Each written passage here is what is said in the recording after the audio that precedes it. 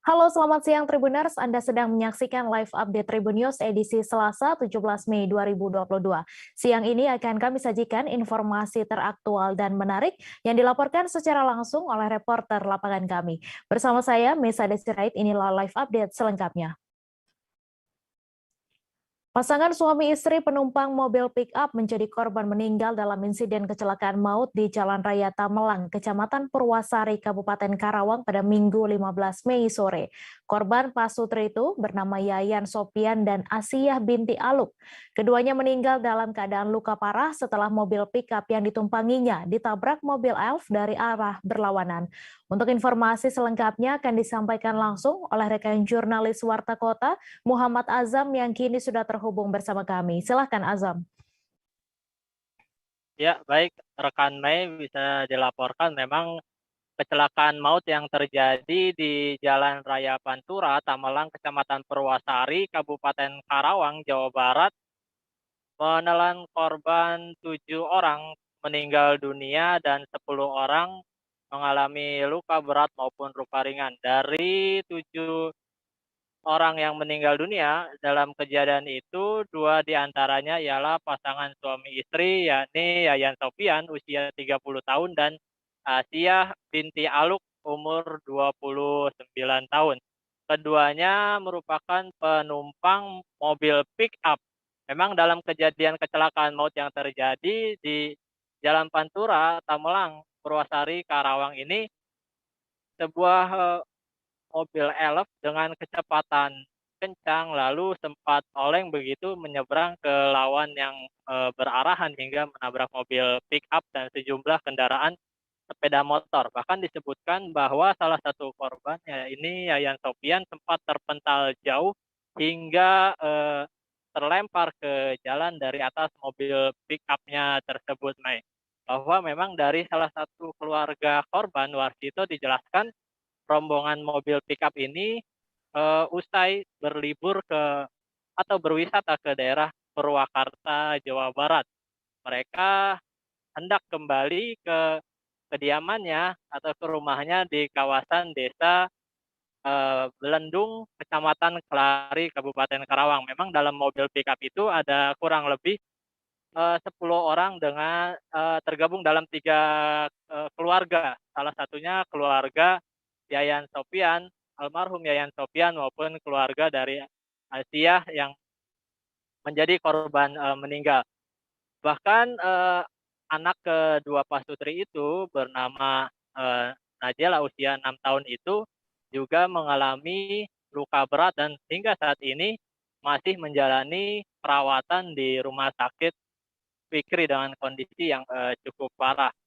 Najela ditinggal kedua orang tuanya dan itu merupakan menjadi anak satu-satunya dari kedua pasangan suami istri tersebut.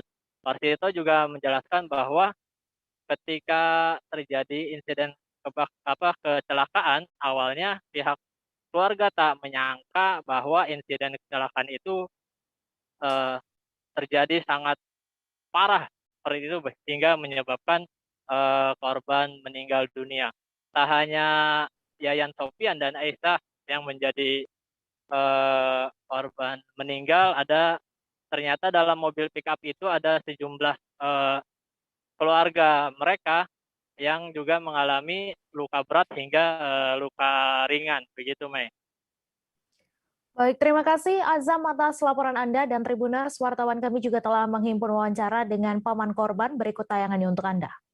Dikasih informasi via telepon itu ya saya pikir cuma kecelakaan biasa karena waktu saya video call itu masih terlihat mereka tuh di bawah mobil, artinya paling memar-memar lah gitu ya. Cuman saya diminta untuk menjemput atau ngurus di rumah sakit, jadi mau ke rumah sakit Fikri. Pas saya sampai rumah sakit, almarhum ini ada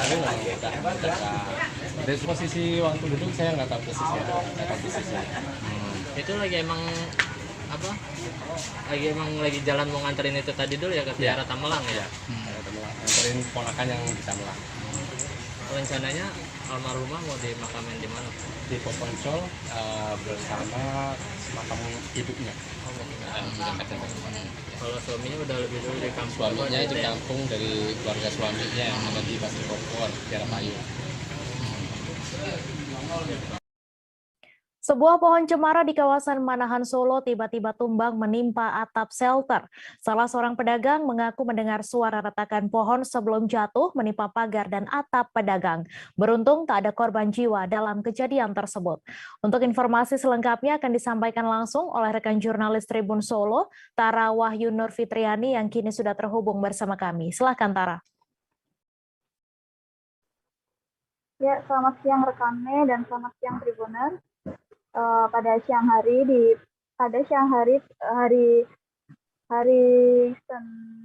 hari Minggu kemarin siang telah terjadi pohon tumbang di kawasan shelter Manahan atau di sebelah sisi utara di Manahan.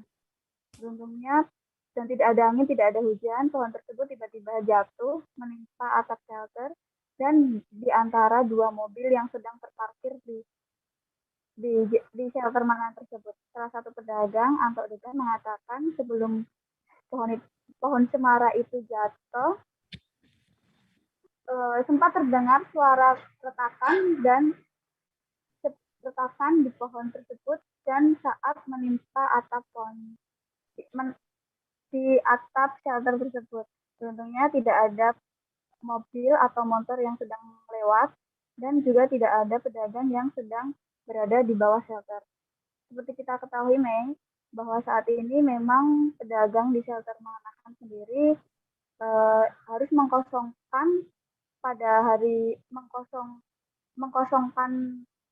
shelter Manahan karena memang akan direvitalisasi pada tanggal 18 besok. Seperti itu. Baik, terima kasih Tara atas laporan Anda. Selamat bertugas kembali. Seorang ibu rumah tangga bernama Novi Yarawati yang merupakan sales susu steril diduga menjadi korban hipnotis saat menjajakan dagangannya pada Kamis 12 Mei lalu. Akibatnya sepeda motor yang dikendarai korban untuk membawa dagangannya raib dibawa pelaku. Korban menjelaskan saat itu dirinya didatangi seorang pria yang mengaku akan membeli semua dagangannya. Untuk informasi selengkapnya akan disampaikan langsung oleh rekan jurnalis Tribun Jambi, Aryo Tondang yang kini sudah terhubung bersama kami. Silakan Aryo.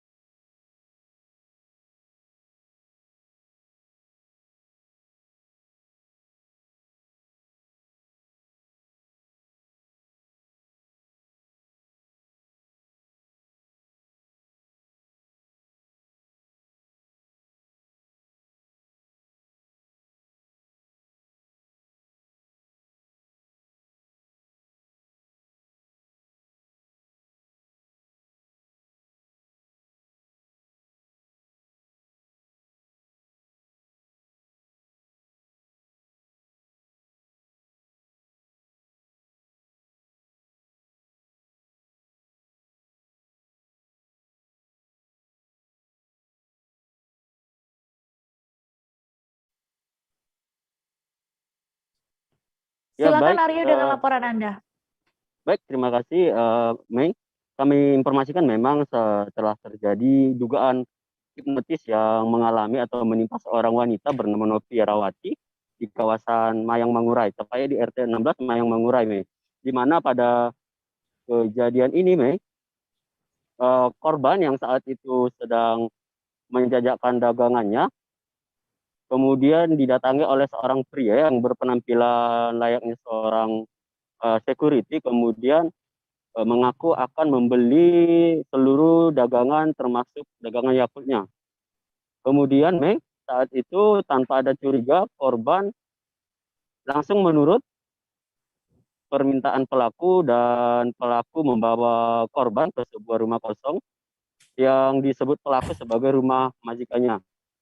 Di mana saat itu Mei, pelaku mengatakan bahwa dia diperintahkan oleh majikannya untuk membeli seluruh Yakult dalam acara yasinan yang digelar oleh majikannya. Namun pelaku atau korban maksudnya tidak ada curiga sehingga mengikuti jejak pelaku. Namun saat tepat di depan rumah kosong yang disebut rumah majikannya, Mei, pelaku berpura-pura menelpon seseorang yang di mana itu adalah majikannya, kemudian mengatakan bahwa majikan sedang pergi keluar, sehingga dia menelepon untuk melakukan penjemputan. Namun saat itu pelaku meminjam sepeda motor korban untuk menjemput pelaku. Namun tanpa curiga, korban memberikan sepeda motor hingga ia sadar seorang pemulung mendekati dirinya dan mengatakan bahwasanya rumah tersebut sedang kosong dan ditinggal pemilik dan tidak ada satpam di rumah tersebut. Sehingga dia menyadari bahwasanya sepeda motornya telah dibawa oleh pelaku dan tidak kembali sampai saat ini. Namun kejadian ini sudah dilaporkan ke Polsek Kota Baru untuk melakukan tindak lanjut terkait insiden dugaan hipnotis ini. Begitu, Mei. Demikian, Mei. Baik, terima kasih Aryo Tondang atas laporan Anda, dan Tribunars, wartawan kami juga telah menghimpun wawancara dengan korban, berikut tayangannya untuk Anda. Saya dengan modusnya ini katanya ada ibu-ibu majikannya lagi ada acara yasinan katanya gitu. Nanyain aku saya ada berapa lagi gitu kan, saya bilang ada 8 pak atau 40 botol, kalau kurang nanti saya telepon teman. Katanya nggak usah, nanti aja diantar sekitar siang jam 1 katanya. Ya baiklah, dengan sisa yang ada saya antar ke rumah tujuan majikannya tuh. Setelah sampai di rumah tujuan majikannya, itu bapak tuh nelpon majikannya. Dia bilang, "Bu, ini mbaknya ada di sini," katanya gitu. Gimana kalau saya suruh masuk, kan rumahnya digembok, nggak mungkin lah saya suruh masuk. Iyalah katanya itu kan, gimana mbak, ibunya lagi belanja tuh, ibunya belanja di simpang atas katanya gitu. Oh iyalah bapak, kalau gitu jangan, kalau saya jemput gimana katanya, kan silakan bapak, saya pinjam dulu motornya katanya. Ya, silakan bapak, saya bilang gitu. Setelah itu dibawa motornya, sampai sekarang nggak ini bang gitu. Oke, pada saat ibu memberi motor itu apa yang dirasakan? Maksudnya apakah itu dalam kondisi sadar atau gimana itu pastinya sih? Apa yang dipikirkan saat itu memberi motor? Saya nggak ada mikir apa-apa bang, apa yang diucapkannya itu sepertinya ikut aja gitu. Mengikut aja ya. Mengikut aja. Tidak ada rasa curiga saat itu ya. Padahal itu belum kenal tuh kan, langsung ibunya langsung ngasih ya. Nggak tahu bang, pikiran saya tuh langsung kosong aja gitu. Gitu. Oke, Bu. Setelah itu datanglah ini yang pemulung. Kenapa mbak di sini katanya? Saya nunggu bapak satpam ini katanya, ibunya mau jemput ibu itu. Loh, kan nggak ada bapak satpam di sini. Suami ibu ini juga meninggal katanya gitu kan. Tapi katanya ini ada acara, datang bapak sebelah rumah ibu itu. Ngapa katanya gitu? Ini ibu ini katanya mak suaminya ada, padahal suaminya meninggal kata yang sebab ibu-ibu yang pemulung ini. Mana ada suaminya udah meninggal, kena tipu. Disitulah saya sadar bang. Langsung saya sadar bahwa motor saya itu nggak ini loh. Iya ya saya bilang gitu.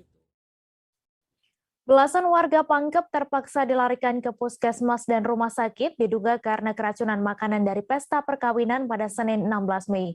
Pesta perkawinan tersebut berlokasi di Kelurahan Bontoa, Kecamatan Minasatene, Pangkep, Sulawesi Selatan. Selain mual, para korban juga merasakan sakit kepala hingga muntah-muntah. Untuk informasi selengkapnya akan disampaikan langsung oleh rekan jurnalis Tribun Timur, Nurul Hidayah, yang kini sudah terhubung bersama kami. Silakan Nurul. Halo, selamat siang Tribunars. Baik Tribunars, puluhan warga Pangkep dilarikan ke rumah sakit diduga keracunan usai menyantap makanan di salah satu acara perkawinan yang terletak di Kecamatan Minasatene, Kabupaten Pangkep, Sulawesi Selatan. Dari data terbaru yang berhasil kami dapatkan, total korban sudah mencapai 40 orang yang tersebar di Puskesmas Karawang, Puskesmas Kalakbiring, Medical Center Tonasa, Puskesmas Lampe, RS Batara Siang, dan juga RS Lamonia Makassar. Kejadian ini bermula ketika rombongan warga hendak melakukan arak-arakan pengantin atau dalam adat Bugis disebut sebagai maparola dari Kecamatan Marang menuju ke Kecamatan Minasatene. Mereka tiba di lokasi sekitar pukul 11 dan kemudian tiba di lokasi pemilik hajatan ini menyajikan makanan yang seperti pada umumnya yang kita temui di acara perkawinan Tribunal. Nah, kemudian setelah rombongan tersebut pulang sekitar pukul 2, beberapa warga sudah merasa mual. Selain mual, mereka juga merasakan sakit kepala, perut melilit, diare, dan juga muntah-muntah, Tribuners. Namun mereka berpikir bahwa hal itu dikarenakan mereka mabuk darat, seperti itu karena memang jarak antara dua kecamatan ini yang cukup jauh. Nah, beberapa jam kemudian, Tribuners, jumlah korban ini semakin bertambah dengan merasakan gejala yang sama seperti mual dan muntah-muntah, dan akhirnya salah satu petuah dari lokasi tersebut kemudian memutuskan untuk membawa para korban ke puskesmas terdekat. Dan beberapa di antara mereka pun harus dirujuk ke rumah sakit karena merasakan gejala yang cukup parah seperti sesak nafas, Tribuners. Hingga saat ini, hingga pagi tadi, sebagian masyarakat ini sudah pulang karena dinyatakan kondisinya sudah membaik, dan sebagian lagi masih harus berada di puskesmas untuk menjalani perawatan intensif, Tribuners. Dan sementara itu, pemilik hajatan dan juga beberapa orang di lokasi tersebut telah dipanggil oleh pihak kepolisian untuk dimintai keterangan dan juga kesaksiannya. Dan juga untuk sampel makanannya pun telah diambil, kemudian diperiksakan di BBLK Pangkep untuk mencari tahu apa sebenarnya menjadi penyebab dari keracunan massal ini. Seperti itu, Mei, kembali ke studio. Baik, terima kasih Nurul atas laporan Anda, dan Tribuners, wartawan kami juga telah menghimpun wawancara dengan Kepala Desa Barabatu. Berikut tayangannya untuk Anda. Terima kasih, Mbak. Tahu bahwa ada sepunya warga keracunan berawal dari teleponnya Pak ke saya, Pak Suwadi, bahwasanya tadi ada kita punya warga yang keracunan. Saya bilang kenapa bisa? Mereka tanya tadi habis bawa pengantin yang bertolak dari dusun Alat Kerajaan Desa Pedal Lampik ke Bontoa Tonasa. Katanya ada beberapa sepulang dari sana mungkin sekitar jam 2 sudah ada yang mulai mual. Dia kira mereka bahwasanya mungkin mabuk mobil perjalanan. Setelah itu ada beberapa dalam satu rumah kan ada 3 sampai 4 itu sama mual, sakit kepala, muntah. Gejalanya sama. Tetangga pun begitu. Beliau berinisiatif, kenapa katanya tinggal semua tidur di situ? Kenapa tidak ke rumah sakit? Beliau yang antar, ada yang 3, ada yang 4, ada yang 2, ada yang 1, maksudnya bertahap nih yang sakit sampai ada 17 orang di puskesmas ini, dan termasuk di wilayah kami, Desa Barabatu, keluarga saya, ada 12 orang. Ratusan warga berbondong-bondong memadati trotoar sepanjang jalur Adi Sucipto menuju Bundaran Patung Kasih Penvoy Kupang. Pemadaman api sempat terkendala karena warga yang memarkir kendaraan di pinggir jalan membuat kendaraan damkar sulit melakukan pemadaman api. Kebakaran diduga akibat puntung rokok yang dibuang orang atau pengendara saat melintas di jalur tersebut. Untuk informasi selengkapnya akan disampaikan langsung oleh rekan jurnalis Pos Kupang, Irfan Hoi, yang kini sudah terhubung bersama kami. Silakan Irfan.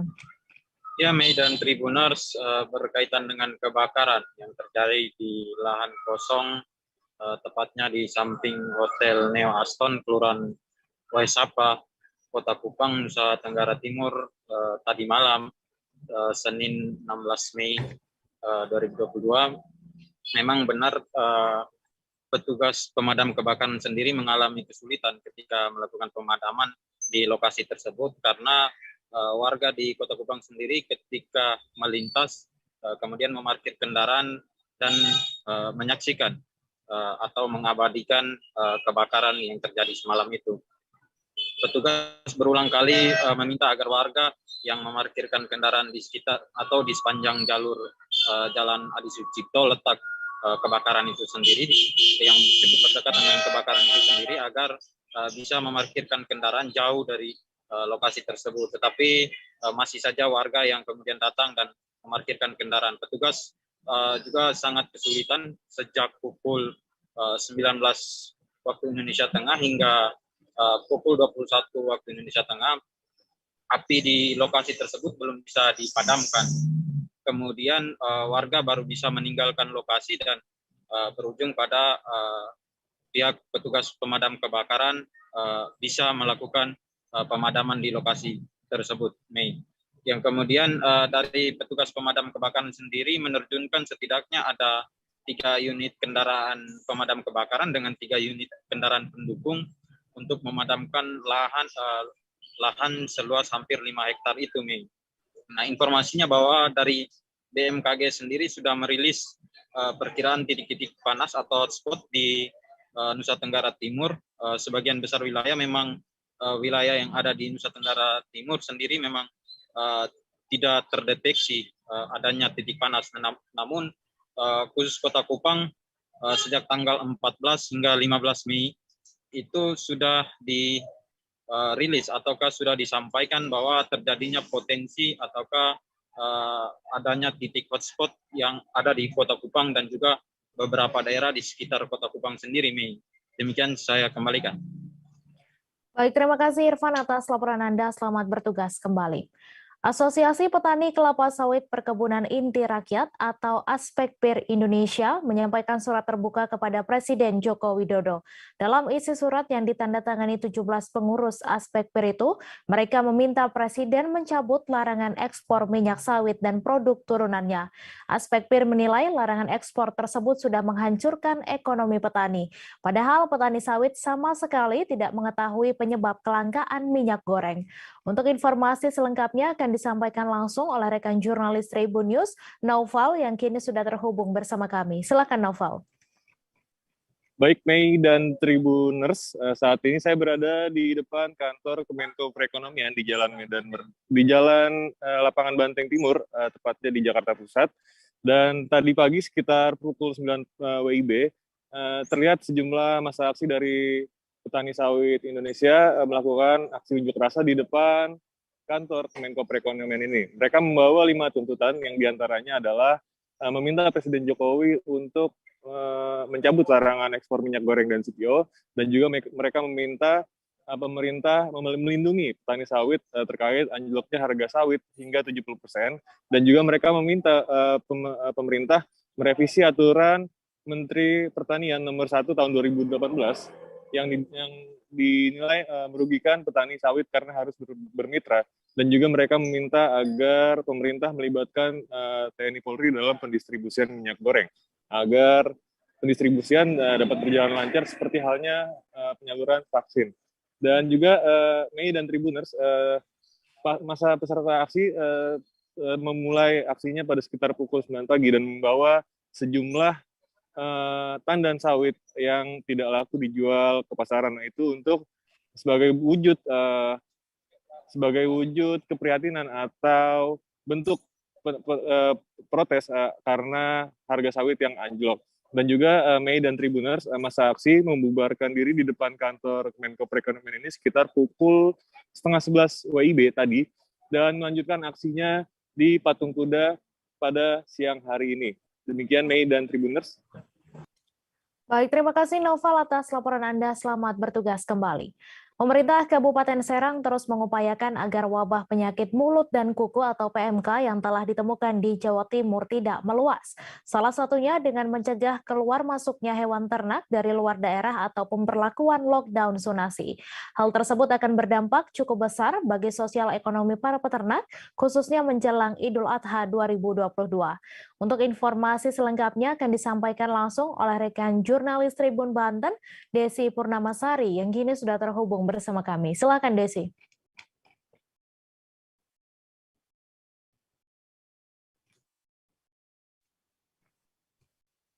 Iya, baik. Selamat siang rekan Mei dan juga Tribuners. Sebelumnya memang pemerintah Kabupaten Serang terus mengupayakan agar wabah penyakit mulut dan kuku atau PMK yang telah ditemukan di Jawa Timur ini tidak meluas masuk ke wilayah Serang, Banten. Salah satunya dengan cara mencegah keluar masuk hewan ternak dari luar daerah atau memberlakukan lockdown zonasi. Namun memang hal tersebut turut berdampak cukup besar bagi sosial ekonomi yang dirasakan oleh para peternak khususnya di Kabupaten Serang sendiri. Lantaran jelang Idul Adha nanti hal tersebut merupakan panennya para peternak. Selain kekhawatiran wabah PMK yang meluas ini, para peternak juga bersiap kehilangan pendapatan ratusan juta rupiah dari perdagangan hewan kurban jelang Idul Adha 2022 nanti.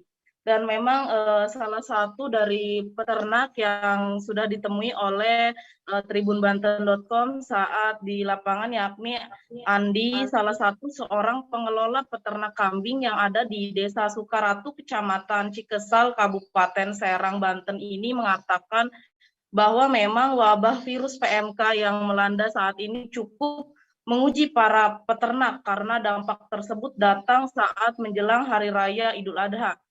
Ia menyayangkan wabah tersebut merebak saat tidak lama lagi, bahkan Hari Raya Idul Adha, di mana kambing yang biasanya banyak dicari untuk hewan kurban ini, namun saat ini dirinya mengaku bahwa hewan kurban yang dijualnya berkurang penjualannya, begitu. Dan juga memang dari pihak pemerintah Kabupaten Serang sendiri, yakni Dinas Pertanian Kabupaten Serang, Kepala Dinas Kabupaten Serang Jaldi Duha mengatakan bahwa cara paling ampuh mencegah penularan PMK yakni dengan melakukan lockdown zonasi seperti lalu lintas penjualan hewan ternak dari daerah endemik atau Jawa Timur yang sudah terjangkit PMK dilarang masuk ke Provinsi Banten, kecuali ada surat keterangan kesehatan dari Dinas Pertanian wilayah tersebut, karena menurutnya kondisi seperti ini akan semakin mengkhawatirkan bagi para peternak saat Idul Adha. Dan memang ini pun diakui oleh salah satu peternak tadi, yaitu Andi. Ia mengaku bahwa sebelum adanya kasus PMK ini jelang Idul Adha, dirinya bisa menjual hewan ternaknya ini yakni hewan ternak jenis kambing sampai dengan 10 sampai 30 ekor kambing terjual. Namun memang saat ini baru ada 1 ekor kambing yang dipesan oleh pembeli untuk jelang Hari Raya Idul Adha nanti. Ia juga berharap hal ini tidak sampai berpengaruh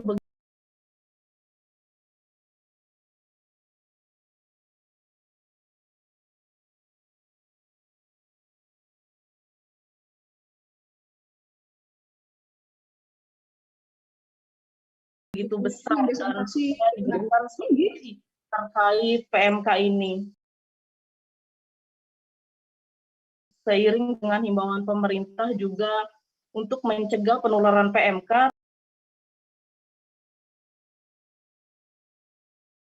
pihaknya pun saat ini menahan diri untuk tidak mendatangkan dan membeli sapi dari luar desa maupun luar kota, lantaran memang hewan ternak yang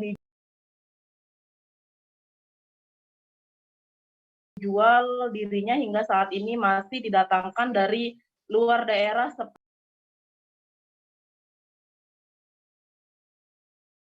seperti Jawa Barat dan juga Jawa Timur. Begitu, rekan Mei.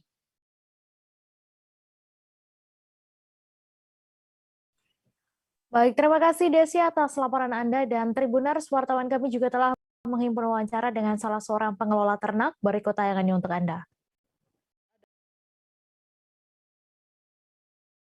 Oh, diantaranya seperti apa Pak tuh?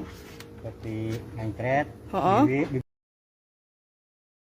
bibir. Oh, bibirnya kenapa Pak? Luka? Apa ya? Sariawan apa gimana? Oh, sariawan gitu ya Pak ya. Tapi itu solusi dari Dinas Pertanian sendiri gimana Pak tuh kalau menemukannya kayak gitu Pak? Cuman dikasih ini dong. Terpolis. Oh, disuruh dikasih terpolis itu ya Pak ya. Tapi sejauh ini setelah dikasih vitamin itu gimana Pak? Bagus. Ada perubahan Pak ya? Tapi ini nggak sih Pak, apa namanya, khawatir nggak sih Pak dengan adanya virus ini Pak? Khawatir sih, takut nular. Apalagi ini menjelang Idul Adha ya Pak ya? Biasanya kalau menjelang Idul Adha gini rame Pak yang ini beli ya Pak ya? Tapi sejauh ini belum ya Pak ya, belum dinyatakan PMK ya Pak ya? Sesosok mayat ditemukan mengapung di perairan Pantai Belida, Tanjung Klumpang, Simpang Pesak, Belitung Timur pada Senin 16 Mei. Mayat itu ditemukan oleh warga saat sedang dalam perjalanan pulang seusai melaut. Mayat tersebut ditemukan dalam kondisi tubuh yang tidak lengkap. Saat ditemukan pun tak ada identitas apapun yang melekat di tubuh mayat kecuali baju yang dipakainya. Untuk informasi selengkapnya akan disampaikan langsung oleh rekan jurnalis Pos Belitung, Brian Bimantoro yang kini sudah terhubung bersama kami. Silakan Brian. Baik, selamat siang rekan di studio, sahabat Tribuners dan sahabat Pos Belitung dimanapun Anda berada. Bisa saya laporkan bahwa sesosok mayat telah ditemukan mengapung di Pantai Belida, Tanjung Klumpang, Simpang Pesak, Belitung Timur, Provinsi Kepulauan Bangka Belitung pada hari Senin 16 Mei 2022 sekitar pukul 9 waktu Indonesia bagian Barat. Mayat manusia itu ditemukan oleh warga saat sedang dalam perjalanan pulang seusai melaut. Kapolsek Dendang Ibtu Muhammad Rohli Hanafi mengungkapkan mayat itu ditemukan dalam kondisi tanpa kepala, tanpa kedua tangan, dan tanpa kedua kaki, dari lutut sampai ke pergelangan kaki. Kemudian saat ditemukan pun tidak ada identitas apapun yang melekat di tubuh mayat tersebut selain dari pakaiannya. Ibtu Muhammad Rohli, Kapolsek Dendang mengatakan saksi saat itu ingin pulang melaut dan dia curiga di tengah perjalanan melihat sesosok benda yang diduga merupakan sesosok mayat. Namun setelah didekati ternyata memang benda itu adalah benda tubuh seorang manusia yang sudah mengapung. Kemudian setelah itu saksi langsung bergegas pulang dan juga langsung melaporkan hal tersebut kepada perangkat desa dan Babit Kaptimas di desa setempat. Kemudian setelah mendapat laporan, personel Polsek Dendang langsung melakukan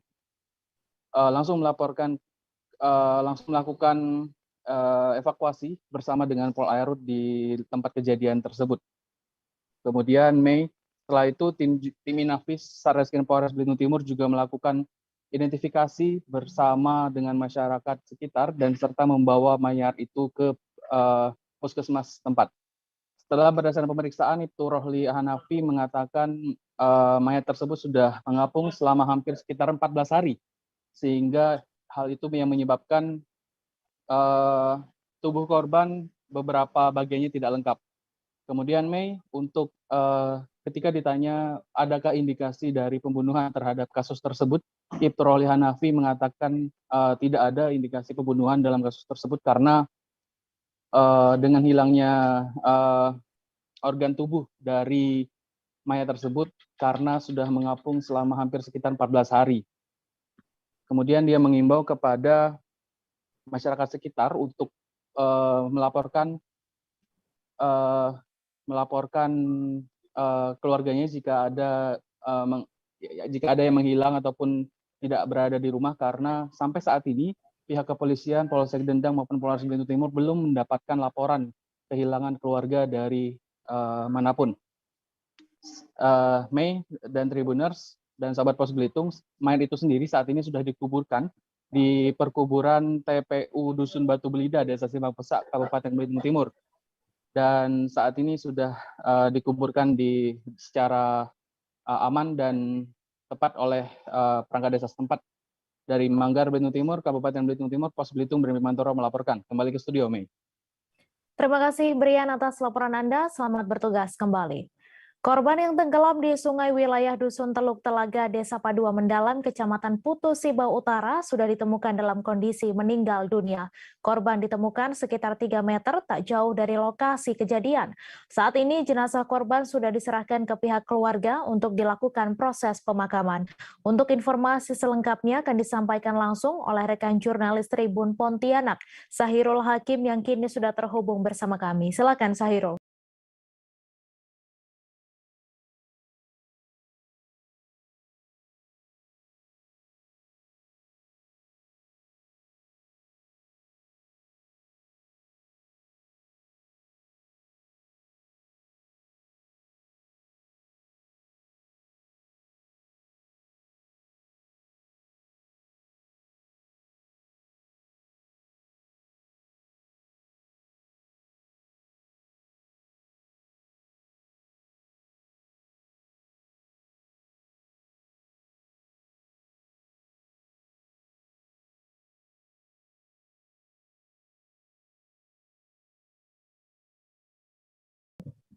Oke, terima kasih rekan saya Mea.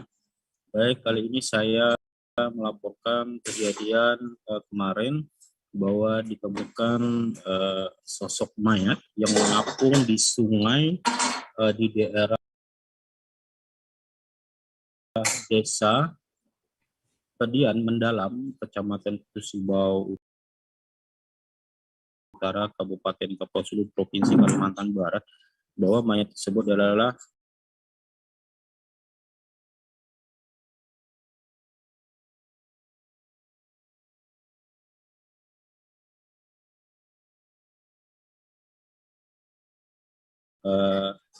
warga desa setempat yang atas namanya Yohanes Opang, yang memang 3 hari sebelumnya tenggelam ke sungai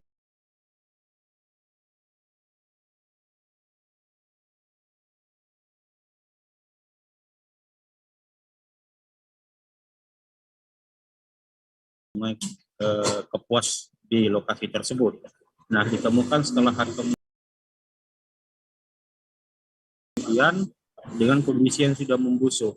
Nah, ditemukan oleh warga setempat yang menemukan kondisi mayat tersebut sedang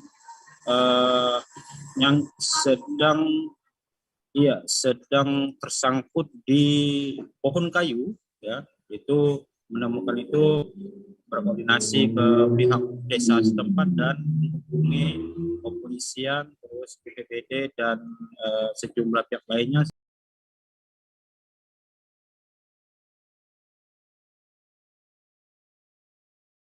sehingga dilakukan evakuasi.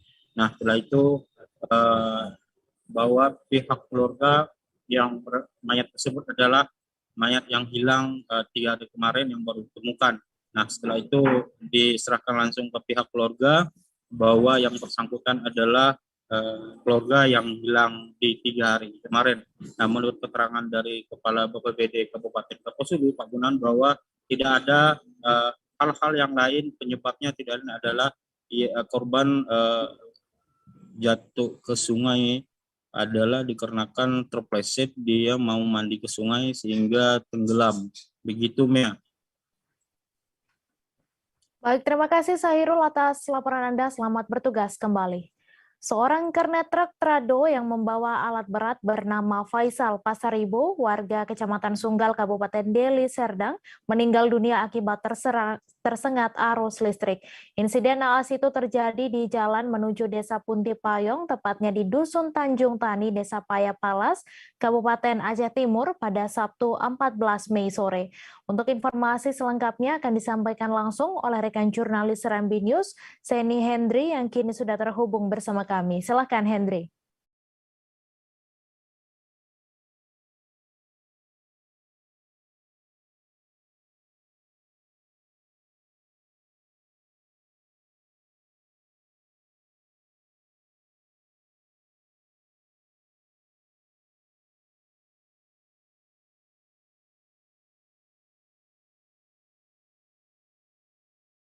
Kami laporkan bahwa seorang kernet truk trado yang membawa sebuah alat berat bernama Faisal Pasaribu, warga Desa Helvitia, Kecamatan Sunggal, Kabupaten Deli Serdang, Provinsi Sumatera Utara, meninggal dunia akibat tersengat arus listrik. Peristiwa ini terjadi di jalan desa menuju Desa Punti Payung, tepatnya di Dusun Tanjung Tani, Desa Payapalas, Kecamatan Rantau Perlak, Kabupaten Aceh Timur, Sabtu 14 Mei sore sekitar pukul 17:30 waktu Indonesia Barat. Menurut Kapolres Aceh Timur, AKBP Mahmud Harisandi Sunarat, melalui Kapolsek Rantau Perlak, Ibtu Eko Suhendro, pada Senin 16 Mei kemarin mengatakan bahwa kejadian tersebut bermula pada Sabtu sore. Truk trado dengan nomor polisi BK 9373 DC yang dikemudikan oleh Muhammad membawa alat berat jenis bulldozer hendak menuju areal perkebunan masyarakat.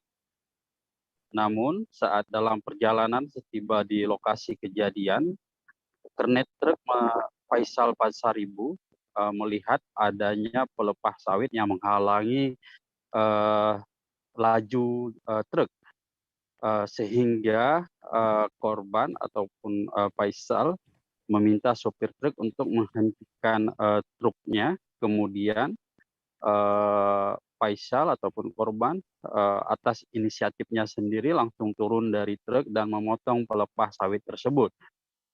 Namun setelah pelepah sawit berhasil dipotong oleh korban menggunakan parang, seketika pelepah sawit tersebut bersama kabel listrik yang tidak terlihat oleh korban langsung jatuh ke badan korban sehingga membuat korban jatuh pingsan. Sopir truk Muhammad yang melihat korban jatuh pingsan langsung melakukan upaya pertolongan terhadap korban, kemudian membawa korban ke Puskesmas Ranto Perla, namun naas nyawa korban tidak dapat tertolong.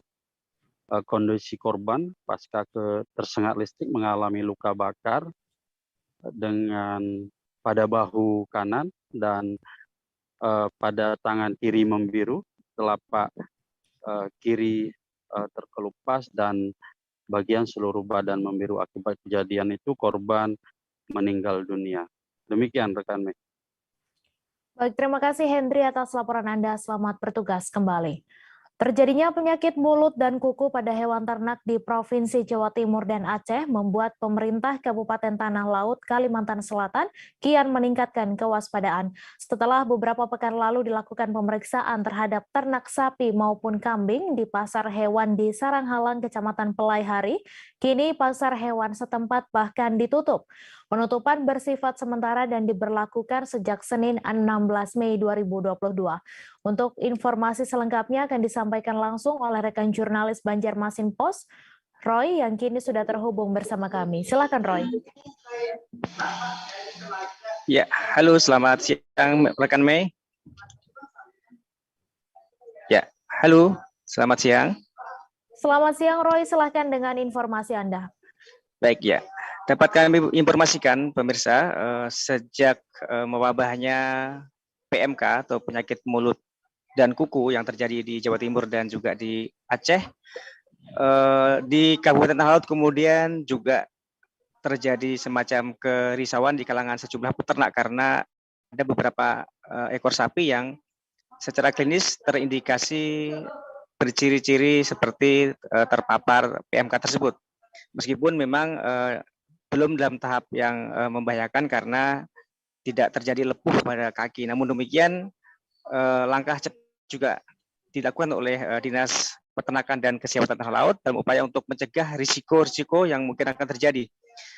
Di antaranya langsung melakukan pengobatan penanganan terhadap beberapa ternak yang terindikasi mengalami PMK, yaitu di Desa Bumi Jaya. Di situ pada saat awal beberapa pekan lalu ada 5 ekor, itu sudah diberikan obat, kemudian vitamin dan antibiotik dan juga penyemprotan disinfektan di kandang setempat, dan sudah mulai terjadi perbaikan dari kondisi ternak meskipun memang belum pulih secara normal, tapi setidaknya sudah punya nafsu makan yang sudah agak membaik. Demikian rekan Mei. Dan kemudian langkah lainnya yang ditempuh adalah menutup pasar hewan. Karena memang kenapa demikian? Karena ternak yang ada di Tanah Laut juga ada dari daerah luar Tala, luar pulau bahkan, karena di pasar hewan ini transaksi sapi itu juga cukup banyak yang berasal dari Sulawesi dan juga dari Pulau Jawa. Karena itu dalam upaya untuk mencegah risiko-risiko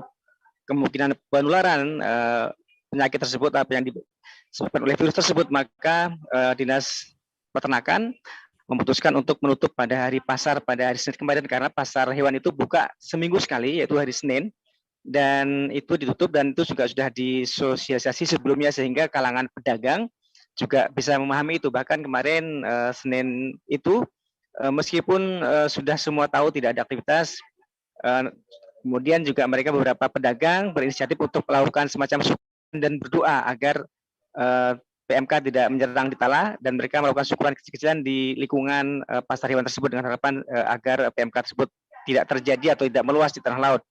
Dan mengenai sampai kapan pasar hewan ditutup, jadi ini pihak dinas peternakan tanah laut juga masih terus melakukan pemantauan setiap hari terhadap kondisi ternak yang terindikasi dan sambil menunggu hasil lab dari Balai Veteriner Banjarbaru karena sejauh ini belum ada hasilnya sehingga belum bisa dipastikan apakah itu PMK ataupun penyakit lain. Dan sementara itu kalangan pedagang juga diharapkan bersabar dan juga bersama-sama untuk menjaga kebersihan kandang dan hewan ternak agar penyakit yang saat ini sedang mewabah di beberapa tempat di Indonesia ini tidak sampai terjadi dan tidak sampai kalau toh pun terjadi tidak sampai meluas atau dapat diisolasi sehingga aktivitas pasar hewan juga bisa segera dibuka kembali. Demikian rekan Mai, terima kasih atas kebersamaannya. Laporan dari kami di Tanah Laut, Kalimantan Selatan. Terima kasih Roy atas laporan Anda dan Tribuners. Wartawan kami juga telah menghimpun wawancara dengan Kepala Disnakes Wantala serta pedagang sapi. Berikut tayangannya untuk Anda. Ini kami bersama dengan aparat kepolisian, kemudian bekerja sama juga dengan aparat Satpol PP, Kabupaten Tanah Laut, juga dari Dinas Perhubungan. Di dalam hal memberikan sosialisasi pendekatan secara persuasif kepada kawan-kawan pedagang asosiasi peternak, kemudian sopir-sopir angkut yang biasa beroperasi di pasar hewan, juga pedagang tali yang biasa memasarkan ternak kawannya atau pedagang lain. Tadi baru selesai ya, kita analisis sendiri, kawan-kawan itu mengadakan selamatan tolok bala di dalam hal mudah-mudahan berdoa sama-sama penyakit PMK, mulut dan kuku, penyakit mulut dan kuku ini tidak sampai menyebar kemana-mana. Sesuai pertanyaan saudara, bahwasanya adakah di tanah laut saat ini secara jujur dan terbuka memang ada yang terinfeksi PMK. Jadi itu adanya di Desa Bumi Jaya, Kecamatan Pelari. Cuma alhamdulillah dari yang awal itu 5 yang terindikasi terinfeksi, setelah dilakukan penanganan oleh dokter hewan, kita bersama para medis, juga bersama Balai Veteriner Banjarbaru, juga dari tim Dinas Perkebunan dan Peternakan Provinsi Kalimantan Selatan. Minggu Senin, insya Allah pasti kami datang di sini. Dan hari ini kami datang secara sama-sama kan dari kawan-kawan dari grup ingin kumpul untuk doa bersama Pak, sambil silaturahmi kan.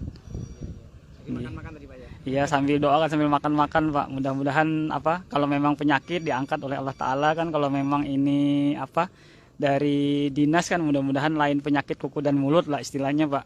Karena sekarang memang lagi pandemi Pak ya, PMK nih Pak ya. Nggih, kan kuku, Pak, ya, iya, nggih. Kan kejadian awal mula kisahnya Pak dari luar negeri kan, luar daerah kan. Itu istilahnya dari kambing ya Pak, menyebar ke sapi. Awal-awal mulanya kan dari Surabaya Pak kisahnya. Jadi kayak kami ini kan istilahnya nurut dari dinas Pak, kalau memang dinas untuk menutup kan kami siap. Cuma istilahnya bagaimana kelanjutan kami menunggu dari dinas Pak. Harapannya tidak berlangsung lama Pak ya? Ya, nggih. Sebab kan kalau istilahnya kalau pelaku pasar ini Pak pengennya secepatnya kan, sebab ekonomi bergulir di situ Pak. Dari petani ke pedagang, dari pedagang lagi kan ke pedagang lagi. Kalau pian biasanya Pak hari Senin itu biasanya bawa berapa sapi Pak biasanya? Kadang kita bawa 2. Sebanyak 402 kontainer yang mengangkut komoditi pertanian asal Sumatera Utara di dalam kapal MV Matubum ditahan TNI Angkatan Laut karena membawa 34 kontainer bahan baku minyak goreng yang akan diekspor ke Malaysia. Hingga kini TNI Angkatan Laut masih melakukan penahanan terhadap seluruh awak kapal serta ratusan kontainer di dalamnya. Kuasa hukum pemilik kapal MV Matubum mengatakan hal itu pun membuat petani merugi ratusan miliar lantaran barang lain yang berada di kapal tersebut mulai membusuk. Untuk informasi selengkapnya akan disampaikan langsung oleh rekan jurnalis Tribun Medan, Anugrah, yang kini sudah terhubung bersama kami. Silakan Anugrah. Ya, selamat siang Mei dan juga Tribuners. Nah, saya mengabarkan bagaimana saat ini kondisi terakhir dari penahanan MP Matubung yang pada 4 Mei kemarin itu ditahan oleh Dan Tamal atau TNI Angkatan Laut di Pelabuhan Belawan. Nah, pada saat itu memang bisa dikabarkan terdapat 34 komoditi yang merupakan CPO dan turunannya yang merupakan bahan baku minyak goreng yang sebenarnya sudah dilarang sesuai dengan peraturan Kementerian Perdagangan nomor 22 tahun 2022 yang mulai berlaku pada 28 April 2022. Nah, namun selain 34 yang merupakan CPO yang diangkut melalui kontainer di atas kapal MP Martubung, terdapat 402 kontainer lainnya yang merupakan komoditi pertanian unggulan asal Sumatera Utara yang terdiri dari sayur-sayur, kemudian ada kopi, kemudian juga ada udang yang merupakan hasil dari tambak udang yang akan diekspor ke beberapa negara seperti Malaysia dan juga Singapura. Nah, dengan sudah 12 hari kapal tersebut saat ini bersandar di Pelabuhan Belawan karena disita untuk sementara waktu, sampai sejauh ini komoditi-komoditi yang ada di kapal sudah dikhawatirkan sudah akan segera membusuk begitu, karena memang sampai sejauh ini belum ada kepastian dari TNI Angkatan Laut bagaimana kondisi kapal itu nantinya akan dibebaskan begitu. Nah, dapat diinformasikan juga 34 CPO sebenarnya merupakan hasil dari 3 penghasil CPO yang merupakan perusahaan di Sumatera Utara atau yang berbasis di Indonesia, yang saat itu memang sudah terlebih dahulu mengurus izin mengenai ekspor impor yang melalui bea cukai. Nah, izin sendiri itu memang sesuai dengan pernyataan dari kuasa hukum dari perusahaan minyak goreng, yaitu Landen Marbun, menyatakan kalau ternyata mereka sudah terlebih dahulu mengurus surat ekspor impor mengenai CPO tersebut sejak tanggal 25 dan 26, artinya sebelum ketetapan dari surat edaran Menteri Perdagangan itu diberlakukan. Nah, mereka sampai sejauh ini juga menyayangkan bagaimana TNI AL juga belum melepas dari MP Martubung yang sebenarnya juga mengangkut 402 kontainer yang merupakan komoditas-komoditi yang akan diekspor ke luar negeri begitu. Namun hari ini karena mereka juga ingin mendapat kepastian karena merasa mereka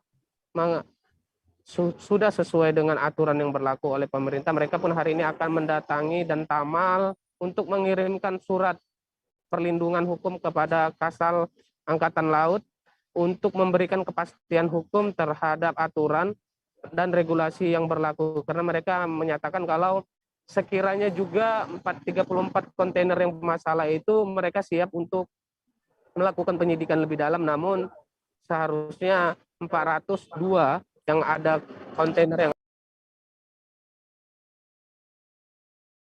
ada di MP Martubung itu bisa untuk dilepaskan agar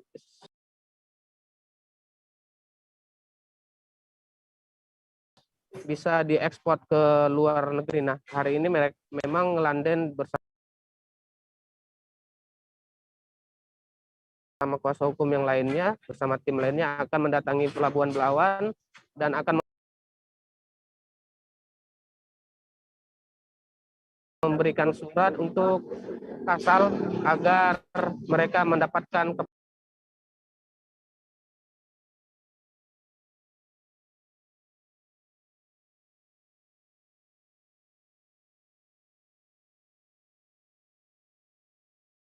kepastian hukum mengenai penahanan ini. Nah, juga dapat dikabarkan bagaimana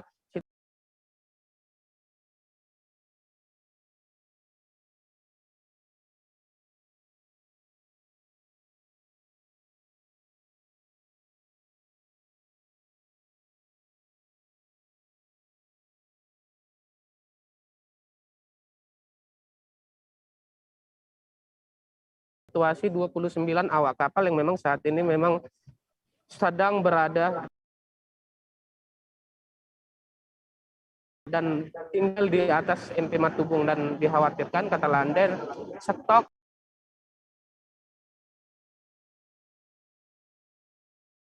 dari pangan atau makanan yang mereka dapat setelah 13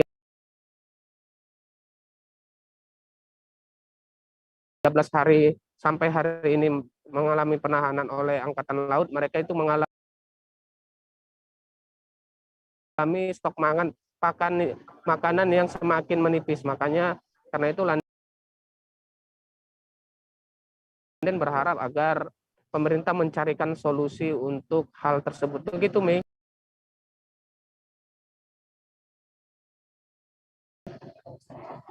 Baik, terima kasih Anugrah atas laporan Anda, dan Tribuners, wartawan kami juga telah menghimpun wawancara dengan kuasa hukum pemilik kapal MV Matubum. Berikut tayangan untuk Anda. Penilaian kita sekitar 130 miliar.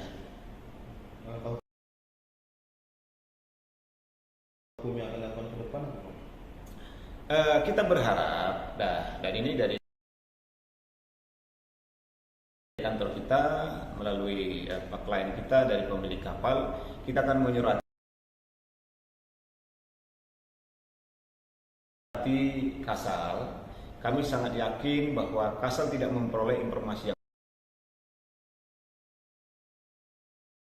utuh terkait dengan ini, sehingga informasi yang sampai tidak diperoleh dengan benar, maka ada kebijakan menurut kita yang kurang keliru dalam penerapan hukumnya. Apa itu Bang yang keliru itu Bang, bisa dijelaskan? Surat kepada Kasal permohonan perlindungan hukum, sehingga kita berharap agar segera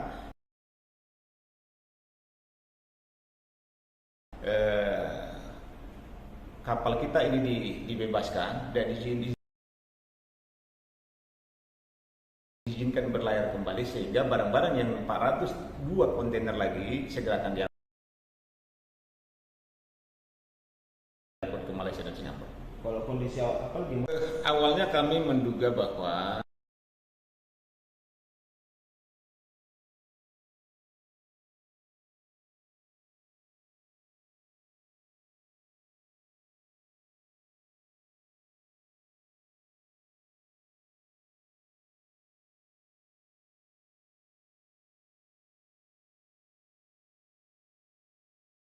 ada kesalahan dalam prosedur di sana.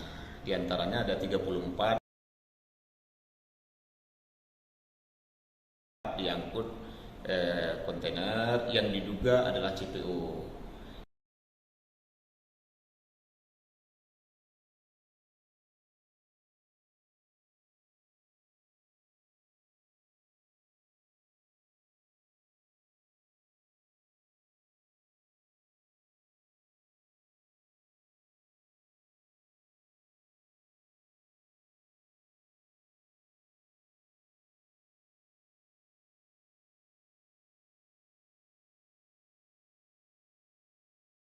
Yang telah dilakukan pelarangan pemerintah. Nah, makanya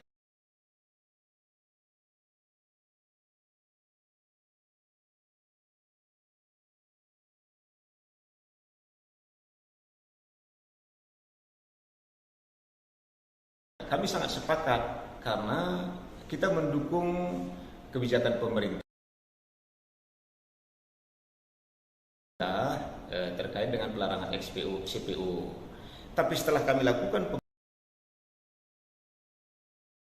pemeriksaan dokumen bahwa ternyata CPO yang 34 ini telah memiliki pemberitahuan ekspor barang dan nota pemberitahuan ekspor dari bea cukai. Sehingga 34 barang ini sebetulnya yang diangkut kapal telah memenuhi proses dan mekanisme mekanisme sebuah persyaratan yang disyaratkan oleh Bea Cukai. Dan lalu kemudian kami sebagai pemilik kapal menyatakan juga kalau seandainya hari ini Lantamal membutuhkan penyidikan lagi lebih dalam. Tangisan penuh haru meliputi kunjungan Wali Kota Jayapura Ben Hur Tomimano di ruangan OPD yang berada di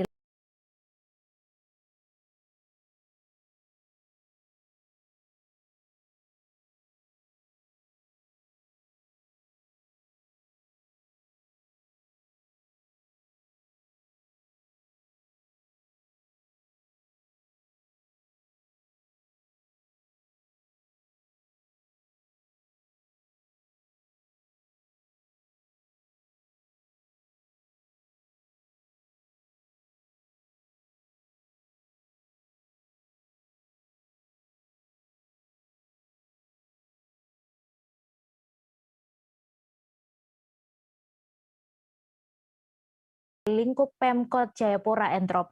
Selesai mengikuti apel pagi terakhir di lapangan kantor Wali Kota Jayapura, Ben Hur langsung menuju ruangan-ruangan OPD. Sepanjang kunjungan dari ruang ke ruang, Ben Hur tampak tersenyum dan mengucapkan selamat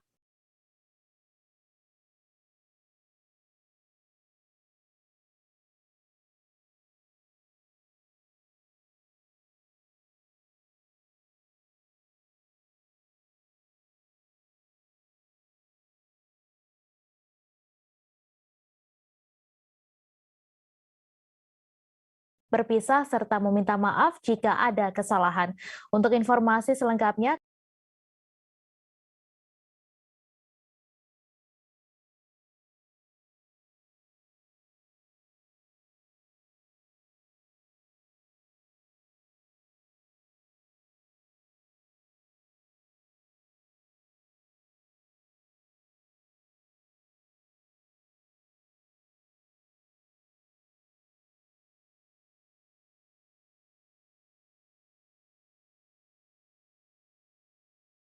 akan disampaikan langsung oleh rekan jurnalis Tribun Papua, Aldi Bimantara, yang kini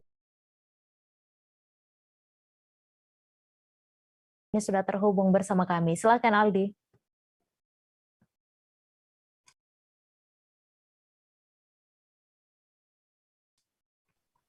Iya, halo Mei dan juga Tribuners, dapat saya laporkan dari Kota Jayapura, Papua, menjelang akhir masa jabatan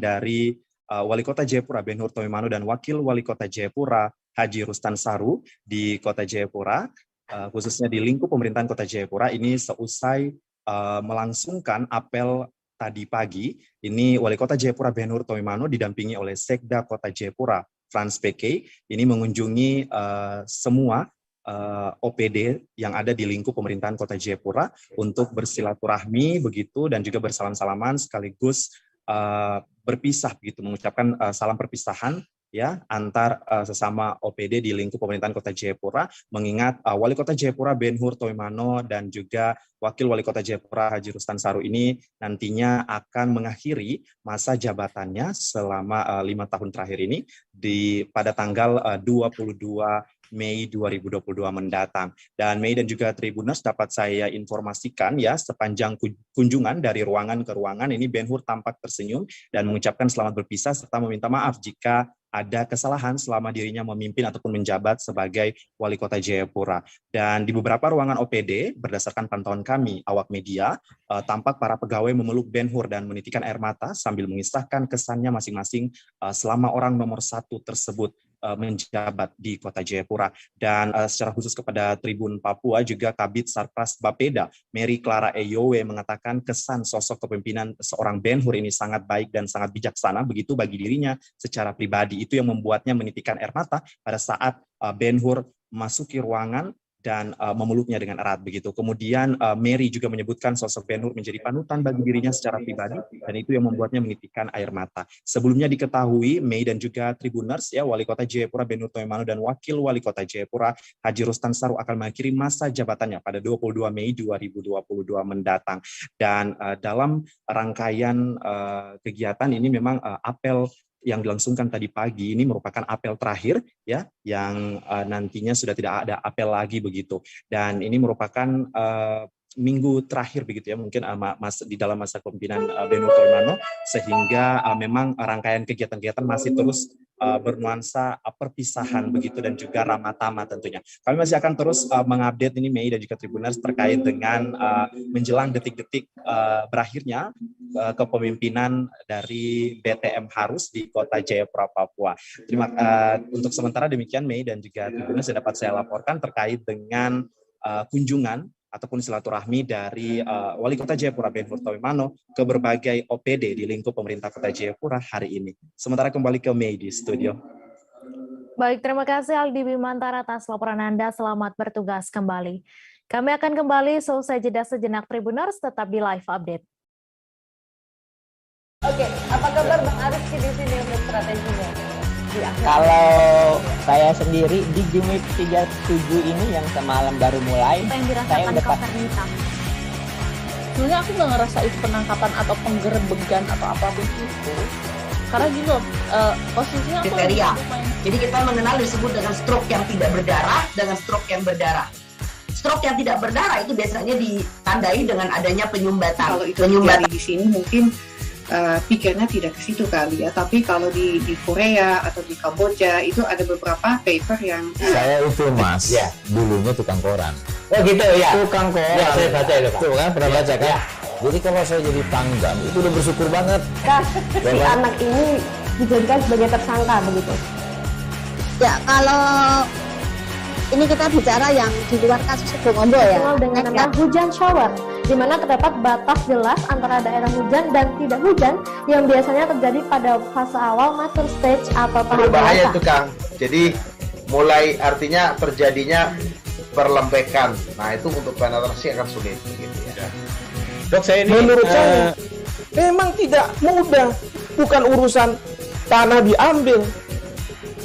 Kalau misalnya Amerika Serikat sekarang, Rasulullah mengatakan di dalam sebuah hadis bahwa berpuasa di 6 hari Syawal itu.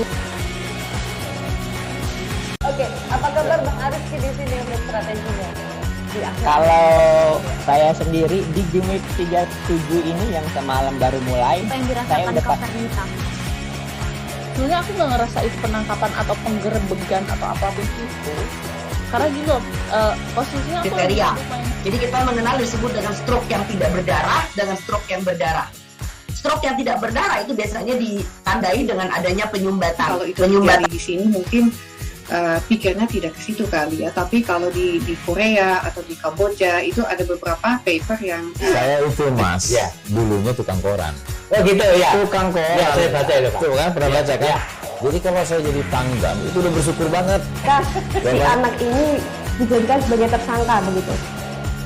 Ya, kalau ini kita bicara yang di luar kasus Bongombo ya. Dengan nama hujan shower, di mana terdapat batas jelas antara daerah hujan dan tidak hujan yang biasanya terjadi pada fase awal mature stage atau tahap berbahaya dewasa. itu Kang.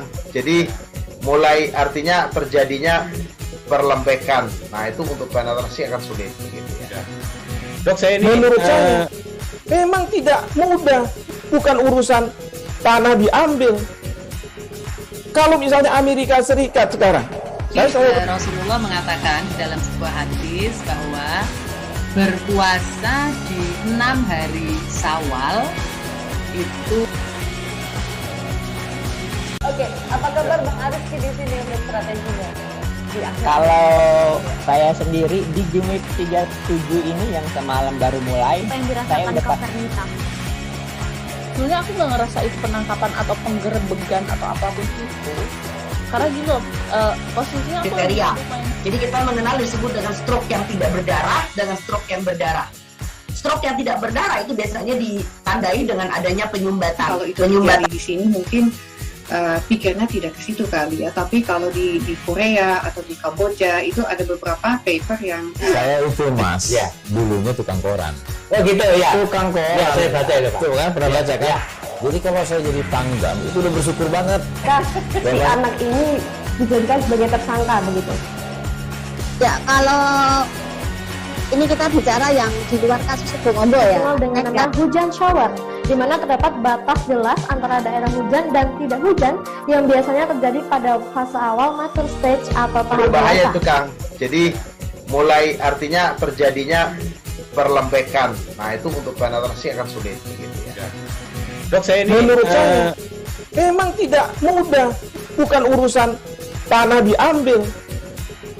Kalau misalnya Amerika Serikat sekarang, Rasulullah mengatakan dalam sebuah hadis bahwa berpuasa di 6 hari Syawal itu. Oke, apa kabar Bang Arif di sini untuk strateginya? Kalau saya sendiri di Jumit 37 ini yang semalam baru mulai, Apa yang saya dirasakan udah Kapten Hitam? Sebenarnya aku nggak ngerasa itu penangkapan atau penggerebegan atau apapun itu.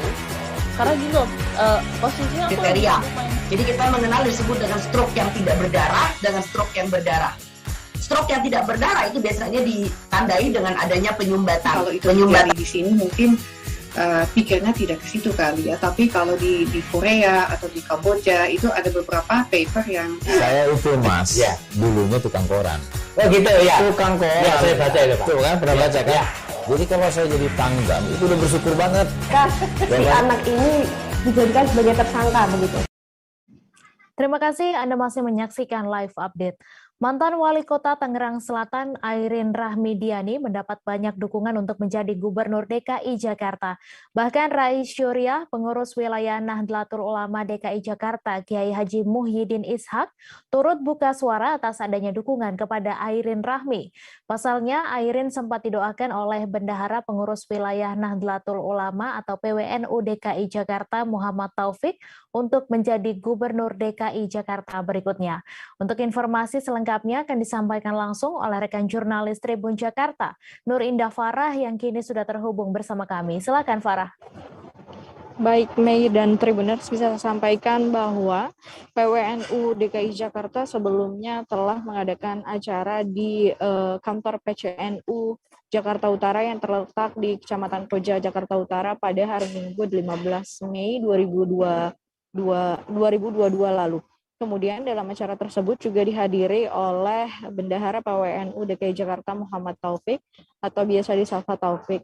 Kemudian dihadiri juga oleh ex wali kota Tangsel atau Tangerang Selatan yakni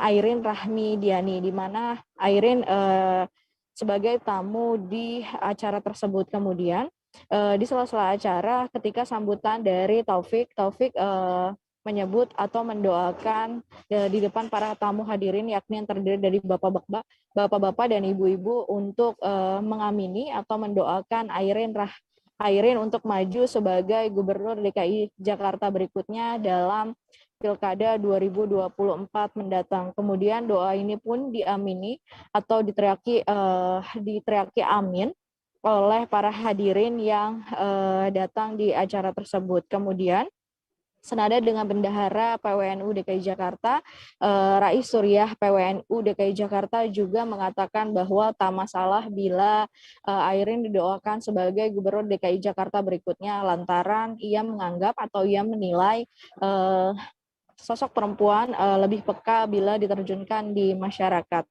Kemudian Airin pun sebelumnya memang santer dikabarkan berpeluang atau berpotensi menjadi pengganti Anies Baswedan pada 2024 mendatang. Kemudian hal ini pun sempat disebut oleh Muhammad Taufik yang kala itu menjabat sebagai pimpinan DPRD DKI Jakarta sekaligus penasihat di partainya yakni di fraksi Gerindra.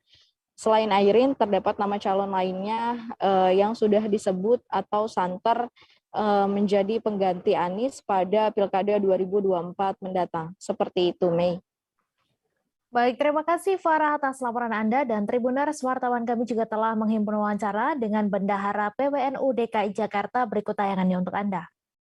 Nanti oleh Pak Kiai Salam, kemudian ibu-ibu dan bapak-bapak kami nih, upaya Bu Airin tahun 2024 jadi Gubernur DKI. Ini kira-kira kenapa? Karena Bu Airin itu kita sudah lakukan cek ke Tangsel, hubungannya dengan keluarga besar NU kayak apa. Itu NU-nya Tangsel acungkan 2 jempol ke tangan. Artinya apa? Punya hubungan yang begitu baik, kedekatan yang begitu kental dengan keluarga besar NU. Jadi kalau nanti jadi gubernur pasti lebih kental lagi dengan keluarga besar NU. Karena itu saya kira pada kesempatan lebih awal ini saya menyampaikan terima kasih kepada Pak Airin yang bisa hadir. Dan insya Allah ini pertanda baik. Biasanya Bu kalau dimulai dari Jakarta Utara itu dikubur tuh jadi. Betul ya. Pak Anies kita mulai dari Jakarta Utara, Pak Jokowi ditenteng mulai dari Jakarta Utara. Alhamdulillah jadi gitu. Saya bagian tukang tenteng, Pak Jokowi saya tenteng, Pak Anies saya tenteng. Nah sekarang Bu Airin kita bawa ke Jakarta Utara. Ibu-ibu setuju ya? Sulaiman, nelayan Kampung Rambak, Kecamatan Sungai Liat, Kabupaten Bangka yang dikabarkan tak pulang selama 3 hari, akhirnya ditemukan oleh nelayan lain. Ia ditemukan di salah satu bagan ikan sekitar 25 mil dari perairan Sungai Liat pada Senin 16 Mei. Sulaiman kemudian dijemput oleh rekannya sesama nelayan dan dibawa ke Pantai Rambak di mana keluarga dan warga sudah menunggu kedatangannya. Untuk informasi selengkapnya akan disampaikan langsung oleh rekan jurnalis Bangka Pos, Dedi Marjaya yang kini sudah terhubung bersama kami. Silakan Dedi. Ya, selamat siang Mei, Tribuners. Bahwa saya laporkan bahwa Sulaiman, salah satu nelayan pancing warga Kampung Rambak, Sungai Liat, Kabupaten Bangka, dilaporkan oleh keluarganya ke tim SAR tidak pulang selama 3 hari memancing. Sulaiman ini biasanya memancing ikan di laut dengan kapal kecil dengan mesin tempel selama 1 hari. Namun karena setelah 2 hari tidak pulang, kemudian dilaporkan ke tim SAR yang kemudian mengerahkan anggotanya ke lokasi di Pantai Rambak. Pada saat tim SAR sudah berkumpul, didapat informasi dari nelayan lain, dari kampung lain bahwa mereka mendapati Sulaiman berlindung di bagan kosong milik nelayan. Kemudian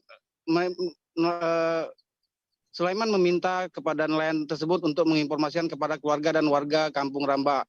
Keesokan harinya di hari ketiga akhirnya Sulaiman kemudian dijemput oleh nelayan ke bagan tersebut untuk dievakuasi ke Pantai Rambak. Sedangkan kapal yang kemudian diketahui rusak ditarik menggunakan kapal nelayan tersebut.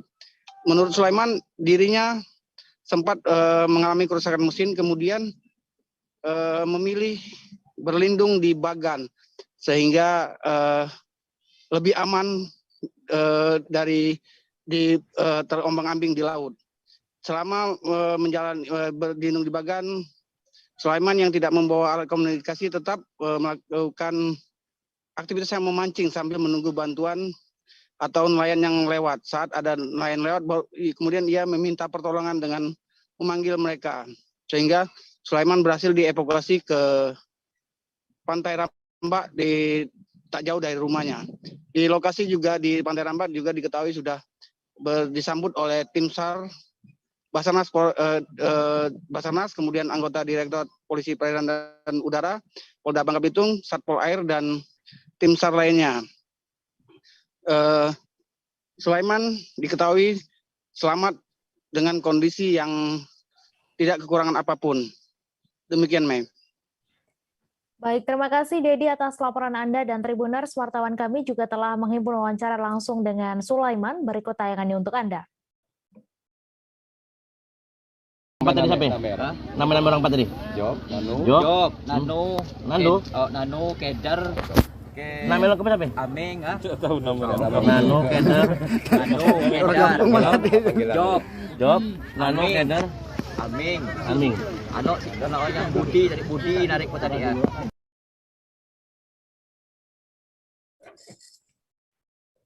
Wakil Ketua MPR RI yang juga merupakan Ketua Umum Partai PAN, Zulkifli Hasan, melakukan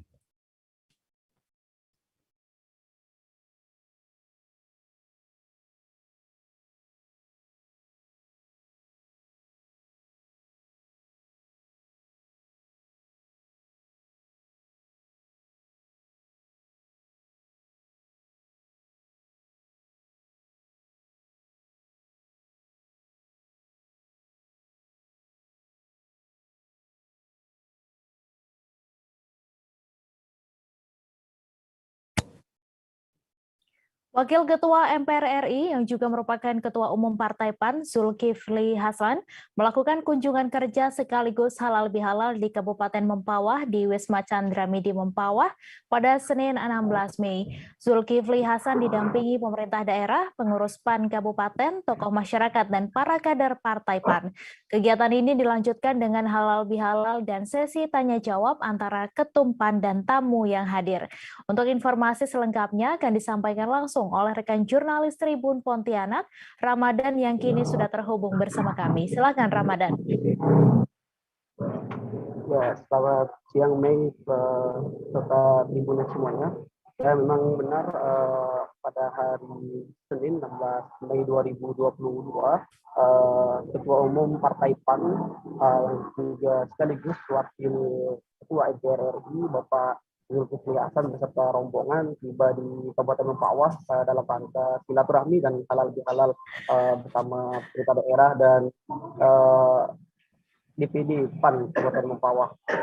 Untuk kedatangan beliau sendiri diperkirakan sekitar pukul 12.30 waktu Indonesia Barat dan langsung dijamu oleh saya rumah di salah satu rumah makan, yaitu di rumah makan Kopel yang ada di Kabupaten Mempawah. Setelah dijamu makan siang, baru kegiatan dilanjutkan di Wisma Chandramidi, yakni acara ramah-tamah sekaligus silaturahmi bersama pemerintah daerah dan juga pengurus partai PAN dan sebagainya. Di sana sendiri Bapak Zulkifli Hasan memang menegaskan ataupun menekankan beberapa poin-poin penting, yaitu bagaimana untuk membangun komunikasi, di mana kita ketahui sendiri untuk saat ini Partai PAN bersama Partai P3 dan juga Partai Golkar sudah membangun koalisi untuk bagaimana kemenangan nantinya di 2024. Dan memang Bapak Zulkifli Hasan juga menekankan untuk di politik yang akan datang jangan sampai ada lagi yang dinamakan dengan politik identitas, seperti itu. Mengingat politik identitas ini sendiri memang tidak baik untuk keberlangsungan bangsa. Selain itu juga pengurus DPD Partai PAN Kabupaten Mempawah sendiri, yaitu Ketua DPD PAN, yaitu Bapak Ridwan Helmi Yusuf, memang sangat berterima kasih atas kedatangan Bapak Zulkifli Hasan. Dan dia menyampaikan juga beberapa pesan yang disampaikan oleh Bapak Zulkifli Hasan terkait bagaimana nantinya membangun komunikasi antar koalisi yang sudah dibangun saat ini, bagaimana mencarikan solusi ya untuk kemenangan di 2024, yaitu terus sebagai kepala daerah dan juga sebagai mengisi posisi yang ada di DPRD. Seperti itu, Mei. Baik, terima kasih Ramadan atas laporan Anda, dan Tribuners, wartawan kami juga telah menghimpun wawancara dengan Ketua DPD PAN Mempawah. Berikut tayangannya untuk Anda.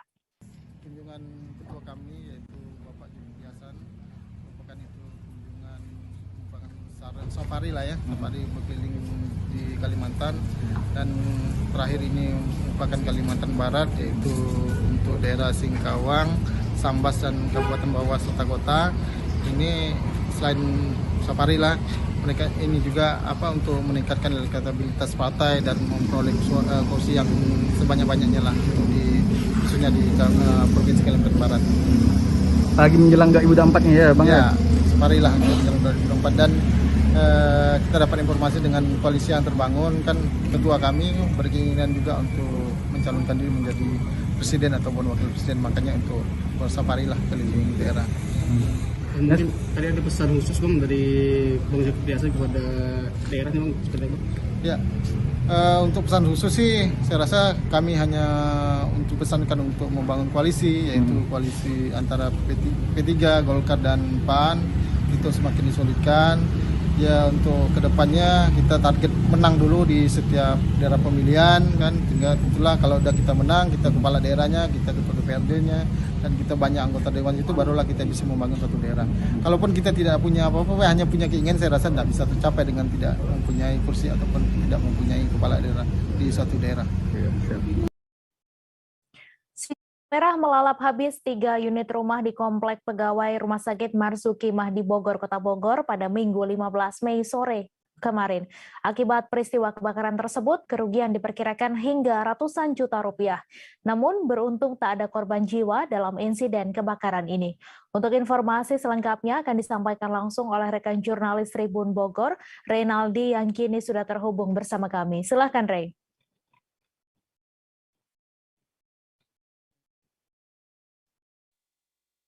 Ya, baik, Mei. Selamat siang. Jadi, yang kebakaran menimpa rumah dinas dari pegawai Rumah Sakit Marzuki Mahdi pada hari Minggu tanggal 15 Mei 2022 kemarin ternyata memiliki total kerugian hingga ratusan juta rupiah. Jadi, saat itu warga-warga memang sedang dalam keadaan istirahat dan terjadi salah satu dari ketiga rumah tersebut mengalami masalah arus pendek pada rumahnya. Jadi memang diketahui pada rumah tersebut itu memang rumah tua dan sudah berusia lebih dari 60 tahun. Jadi menurut Ketua RT di komplek tersebut memang sebenarnya terdapat 7 unit rumah yang terbakar, tetapi 4 unit rumah lainnya berhasil diselamatkan oleh petugas pemadam kebakaran. Jadi hanya 3 unit rumah yang memang habis dilalap oleh api. Jadi total kerugiannya untuk ketiga rumah tersebut itu mencapai 300 juta dan untuk para penghuni dari rumah tersebut diungsikan di Wisma di dekat komplek tersebut, yaitu di Wisma Anggada. Jadi untuk saat itu juga saat kejadian memang tidak disangka, jadi warga tersebut langsung berlarian keluar dan tidak bisa dan tidak berhasil menyelamatkan barang-barang apapun yang berada di dalam rumahnya karena kejadian tersebut memang langsung sangat cepat. Jadi memang saat diketahui terjadinya adanya api pada salah satu rumah yang terbakar tersebut, itu sudah melalap setengah dari bagian rumahnya. Jadi sontak para warga langsung berlarian keluar dan tidak bisa menyelamatkan barang-barang yang ada di dalam rumahnya, sehingga menjadi kerugian sebesar ratusan juta rupiah. Dan untuk saat ini memang masih belum ada tindakan apapun dari pihak rumah sakit ataupun dari pihak kedinasan mengenai terjadinya kebakaran ini, dan juga untuk para keluarga, beberapa keluarga yang menghuni di rumah tersebut itu masih mengungsi di Wisma dan juga di rumah saudaranya. Seperti itu, Mei. Baik, terima kasih Ray atas laporan Anda. Selamat bertugas kembali. Kita beralih ke informasi selanjutnya, Tribuners. Perayaan Hari Raya Waisak diadakan di Vihara Karuna Dipa Palu pada Senin 16 Mei kemarin. Jemaat dari seluruh vihara di Kota Palu berkumpul di Vihara Karuna Dipa untuk merayakan Hari Besar Agama Buddha ini. Gelaran Hari Raya Waisak ini menjadi yang pertama sejak 2 tahun lalu karena pandemi COVID-19. Untuk informasi selengkapnya akan disampaikan langsung oleh rekan jurnalis Tribun Palu, Goldi Amoreka, yang kini sudah terhubung bersama kami. Silakan, Goldi. Ya, baik rekan Mei. Perayaan Waisak di Vihara Karuna Dipa Palu pada Senin 16 Mei 2022. Perayaan tersebut merupakan perayaan perdana setelah 2 tahun pihak Vihara Karuna Dipa tidak mengadakan secara terbuka untuk umum. Jemaat Buddha yang berada di Vihara Karuna Dipa merupakan gabungan dari beberapa vihara yang ada di Kota Palu. Jumlah jemaat yang hadir kala itu sebanyak 300 orang. Perayaan dimulai tepat pada pukul 8 WITA. Dalam proses ibadah itu, untuk merayakan Hari Waisak diawali dengan pradiksana, di mana jemaat berjalan memutari gedung vihara dan dipimpin oleh biksu sangha dengan sambil memegang bunga. Setelah itu, jemaat menyalakan lilin dan dupa sebelum memasuki aula utama gedung vihara. Di dalam gedung vihara, jemaat membacakan parita suci. Pembacaan parita suci ini berarti kegiatan pembacaan ayat-ayat suci tertentu yang bertujuan untuk menangkal kesialan. Setelah membaca parita suci, pemimpin Puja Bakti Romo Lukito Handoyo memberikan Dharma Dasenana. Hal ini berupa ceramah yang terkandung dalam ajaran kebenaran dari Sang Buddha. Setelah prosesi Namakarapata, di mana biksu memercikan air suci kepada jemaat yang hadir sebagai bentuk perlindungan dari Sang Buddha.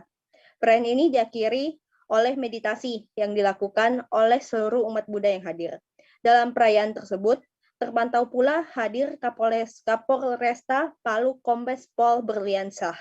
Beliau hadir langsung untuk memastikan perayaan Hari Raya Waisak ini oleh umat Buddha di Kota Palu berjalan kondusif dan aman.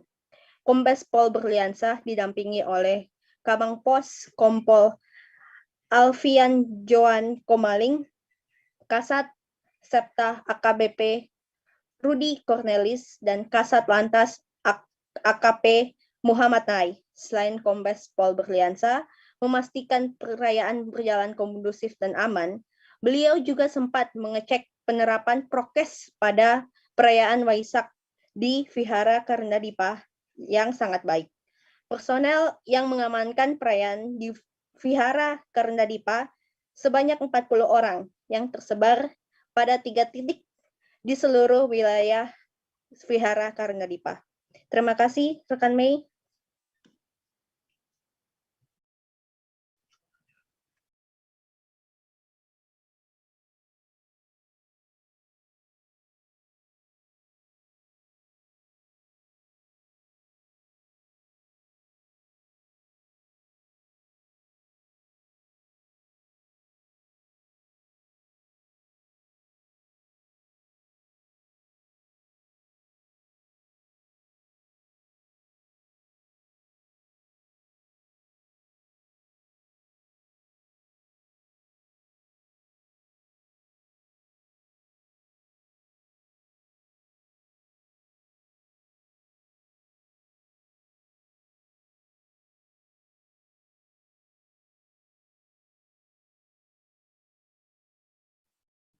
Perayaan Hari Raya Trisuci Waisak tahun ini di Vihara Ratanadipa Kendari berlangsung hikmat pada Senin 16 Mei kemarin. Mengusung tema moderasi beragama membangun kedamaian, jemaat hadir dalam pelaksanaan detik-detik Trisuci Waisak di Vihara Ratanadipa. Tampak setiap jemaat mengikuti rangkaian proses peribadatan secara khusyuk dan seksama dengan tetap menerapkan protokol kesehatan COVID-19. Untuk informasi selengkapnya akan disampaikan langsung oleh rekan jurnalis Tribun News Sultra, Husni Husain yang kini sudah terhubung bersama kami. Silakan Husni. Ya, betul rekan Mei, dapat saya informasikan bahwa memang pada saat perayaan Hari Raya Waisak di Vihara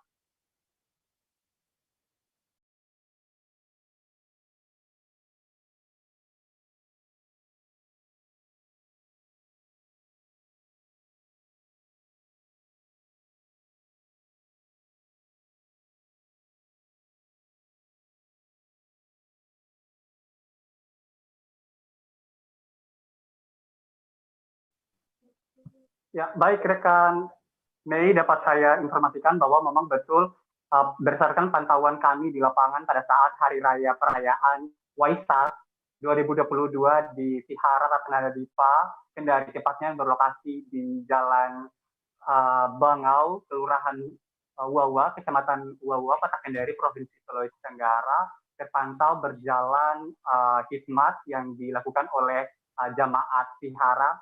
Dan juga memang dapat saya informasikan vihara yang berlokasi di lorong maka itu tidak menimbulkan arus lalu lintas yang berjalan macet seperti itu rekan Mei. Namun dapat saya informasikan berdasarkan pantauan kami, vihara dimulai pada pukul sekira 8.00 waktu Indonesia Tengah hingga pada pukul jam 2 siang waktu Indonesia Tengah. Dan juga sebelum perayaan Mei, tim Gegana dari tim kepolisian polisi daerah atau Polda Sultra datang untuk menyetrilkan lokasi tempat peribadatan umat Buddha di Kota Kendari ini. Nah, seperti Vihara Ratnadipa, berdasarkan pantauan tim kami juga di Vihara Kota Kendari lainnya, memang hal serupa dilakukan oleh tim Gegana dari Polda Sultra untuk menyetrilkan lokasi pada saat perayaan Vihara, maksud kami pada saat perayaan umat Buddha yaitu Hari Raya Trisuci Waisak di Kota Kendari, Provinsi Sulawesi Tenggara. Demikian rekan Mei kembali di studio. Baik, terima kasih Husni atas laporan Anda. Selamat bertugas kembali. Memperingati Hari Trisuci Waisak, umat Buddha di Kota Manado, Sulawesi Utara mengadakan serangkaian ritual peribadatan pada Senin 16 Mei kemarin. Ritual peribadatan dimulai dari pindata hingga meditasi jelang detik-detik Waisak. Ketua Persatuan Umat Buddha Indonesia atau Permabudi Sulawesi Utara, Ervandi Lagon mengatakan saat ini umat Buddha memperingati Trisuci Waisak dengan tema moderasi beragama menuju Indonesia hebat. Untuk informasi selengkapnya akan disampaikan langsung oleh rekan jurnalis Tribun Manado, Isfara Safitri yang kini sudah terhubung bersama kami. Silakan Isfara.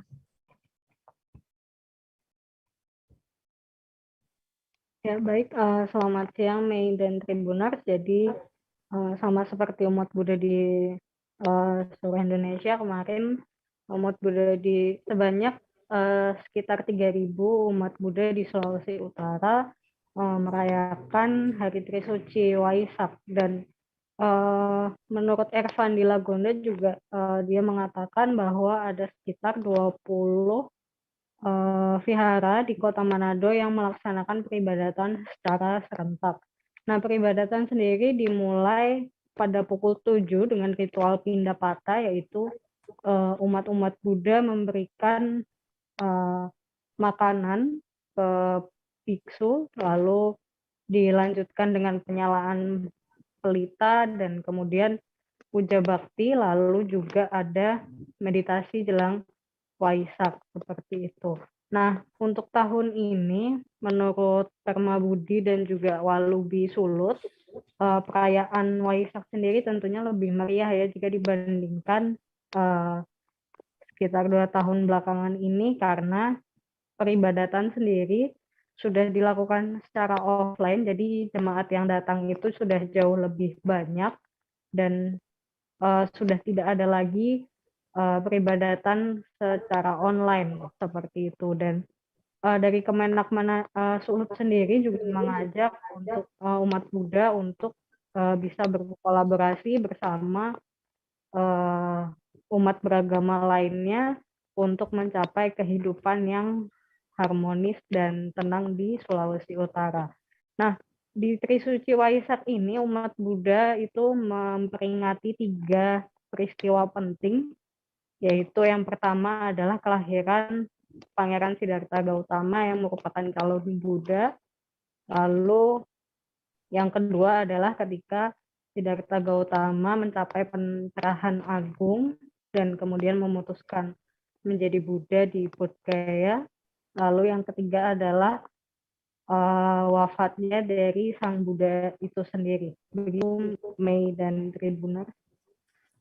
Baik, terima kasih Isfara atas laporan Anda. Selamat bertugas kembali. Pengelola Taman Impian Jaya Ancol kini kembali mengizinkan pengunjung untuk bermain air di area pantai. Sebelumnya, larangan untuk berenang di pantai sempat diberlakukan bagi setiap pengunjung yang datang lantaran adanya pembatasan di tengah pandemi COVID-19. Menurut Corporate Communication Ancol, Aryadi Eko Nugroho, kebijakan ini telah diberlakukan semenjak periode libur Lebaran 2022 tahun ini. Untuk informasi selengkapnya akan disampaikan langsung oleh rekan jurnalis Tribun Jakarta, Gerald Leonardo yang kini sudah terhubung bersama kami. Silakan Gerald. Ya, selamat siang Mei dan juga Tribuners. Dapat saya laporkan bahwa memang manajemen atau pengelola kawasan wisata Taman Impian Jaya Ancol beberapa waktu belakangan sudah memperbolehkan para pengunjung atau para wisatawan yang datang berkunjung ke Taman Impian Jaya Ancol untuk bermain dan berenang di kawasan pantai Ancol, Tanjung Priok atau Pademangan, Jakarta Utara. Memang Mei dan juga Tribuners, sebelumnya pihak Ancol membatasi atau melarang para wisatawan atau pengunjung untuk bermain dan berenang di kawasan Ancol selama pemberlakuan PPKM kemarin yang sempat dibatasi seiring dengan merebaknya COVID-19 di DKI Jakarta. Dan memang kelonggaran ini atau ketika pemerintah sudah mulai melakukan kelonggaran daripada protokol kesehatan atau pembatasan kegiatan juga, pihak Ancol juga mengikuti dengan membuka atau memperbolehkan para wisatawan untuk bermain air di sepanjang kawasan pesisir pantai di dalam kawasan Taman Impian Jaya Ancol. Memang Mei dan juga Tribuners, seiring dengan diperbolehkannya warga untuk melakukan aktivitas bermain air di dalam atau di area pantai dan juga di pesisir pantainya ini, pihak manajemen Taman Impian Jaya Ancol juga melakukan pengamanan atau pembatasan dengan cara memasang garis batas yang sudah disesuaikan dengan tingkat keamanan untuk memang memastikan para pengunjung dan juga wisatawan yang juga bermain di sekitar pantai dan juga di air itu masih tetap aman, dengan juga dikerahkannya para petugas yang terus mengawasi aktivitas para pengunjung di kawasan pantai Taman Impian Jaya Ancol.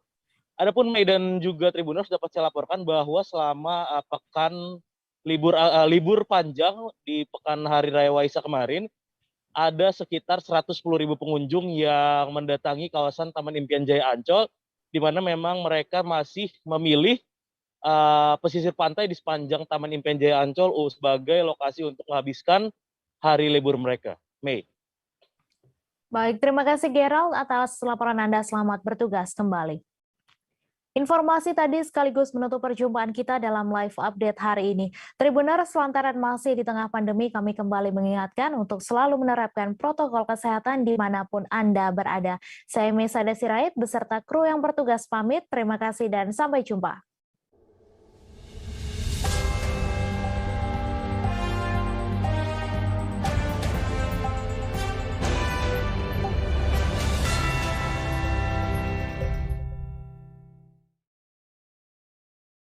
Jangan lupa like, subscribe, dan share ya!